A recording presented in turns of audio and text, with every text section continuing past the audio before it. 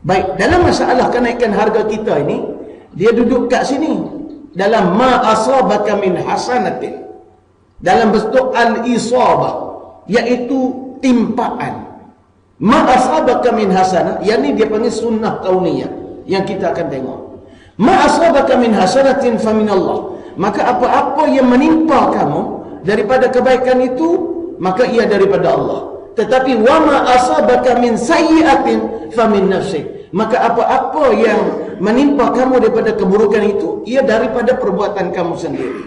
Yang ini yang kita kena faham. Hasanah dengan sayyi'ah dia tidak berubah, tetapi yang di bawah kawalan kita ialah al-isabah, iaitu ketimpaan sesuatu benda itu boleh diatasi atau diusahakan agar dia kurang ataupun tepat dan sebagainya. Ini yang dimaksudkan. Sebab itulah ayat ini selepas itu menyebut wa arsalnaka lin-nasi rasula. Dan sebenarnya wahai Muhammad, aku dah hantar kamu sebagai rasul untuk memberitahu perkara-perkara yang boleh membantu kamu untuk mengawal al-isabah tadi dalam bentuk macam mana. Wa kafa billahi syahida, dan cukup Allah itu memerhati apa yang akan berlaku kepada kamu. Ini ayatnya. Jadi kita tengok kata-kata ulama. Kata Imam Al-Qurtubi, yakni ma asabaka, apa yang menimpa kamu wahai Muhammad daripada khasbin, subur, warakha, lega, wasihah, sihat, wasalama, dan keselamatan, itu semua dengan kelebihan Allah ke atas kamu, wa ihsanihi ilaika. Maka jangan duk kata yang tu kita buat. Kat sini pun kita banyak salah. Bila kita buat suatu benda, sering benda-benda baik yang menampakkan kemakmuran dan sebagainya, kita menisbahkan benda itu kepada kita. Maka itu punca kepada kesalahan kita, sehingga Allah menimpa kita. Tetapi wa asabaka min jadbin, iaitu kemarau, wasyiddah, kesusahan, maka itu sebab fabidzambin, kerana dosa-dosa ataitahu yang kamu telah lakukannya, maka kita alaih, kamu pun dihukum dengan dosa itu kerananya. Jadi di sini jelas ulama memberitahu kita, kesusahan yang kita hadapi hari ini tuan-tuan sebenarnya berpunca daripada kita tidak memelihara dosa. Tengok dalam keadaan semua mahal, dalam keadaan semua malam Christmas, malam Natal, malam tak patut diraikan, orang Islam tak patut pun ucap Merry Christmas.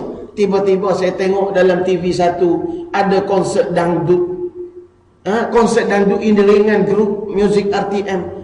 Yang menyanyi pula sedih saya tengok, yang tua-tua dah semua sekali. Herman Tino, yang tua, saya sebutlah nama, biarlah salah ke tidak, M. Daud Kilau. Lepas tu yang penyanyi-penyanyi dangdut yang dulu-dulu, yang sekarang dah tak laku ni, dipanggil, maka berjogetlah mereka kerana persembahan. Saya kata apa kenalah ni berjoget. Lepas tu kita pun tengok semput nafas itu. Tapi tuan-tuan sekalian, itu sebab Profesor Muhammad Kamil lah, orang Nilampuri juga, adiknya kepada Mahmud Zodi. Dia kata huduh sungguh bila malam begitu kita melihat manusia terkinja-kinja seperti beruk. Dia sebut terang-terang, bukan saya bawa yang orang yang kata semua. Tak ubah perangai mereka seperti beruk. Dalam keadaan kita lupa kita sedang berdepan dengan kepayahan yang macam-macam, pun masih buat dosa. Inilah tuan-tuan sebenarnya kenapa Allah gerakkan kita, Allah timpakan kepada kita masalah ini, kerana dosa yang kita buat. Sebab itu di sini walaupun ucapan ayat ini ditujukan kepada Nabi, ayat yang kita baca tadi, tetapi sebenarnya maksud dia umatnya sekali. Dengan maksud wahai sekalian manusia, segala kesuburan dan kelegaan rezeki itu semua kerana kelebihan ataupun kesudian Allah memberi kepada kamu. Tetapi apa yang menimpa kamu daripada kemarau, susah, rezeki, maka sebenarnya itu berpunca daripada salah kamu, yaitu min ajli zunubikum, kerana dosa kamu, waqa'a dzalika bikum, maka berlakulah kesusahan tadi kepada kamu. Jadi bila Profesor Mahaya memberi komen, antara komen dia kata, kita asyik mengeluh harga barang naik, harga barang naik. Tetapi cuba kita renung, berapa jam kita habiskan masa kita hanya duduk depan TV untuk melihat drama-drama yang tak berfaedah. Kenapa kita tak ambil masa itu buat sesuatu yang boleh menambah income kita? Dia kata kita asyik merungut kepada faktor luaran, tetapi kita sendiri tidak memperbaiki faktor dalaman diri kita.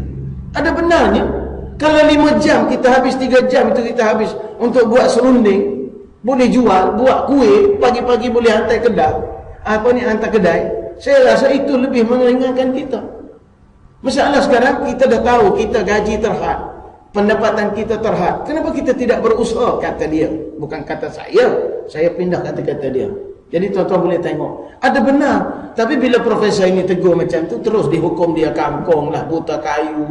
Dia pun hanya alim dalam bidang perubatan, bukan dalam bidang lain. Susahlah manusia kita Malaysia ni. Sebab semua dah jadi cerdik.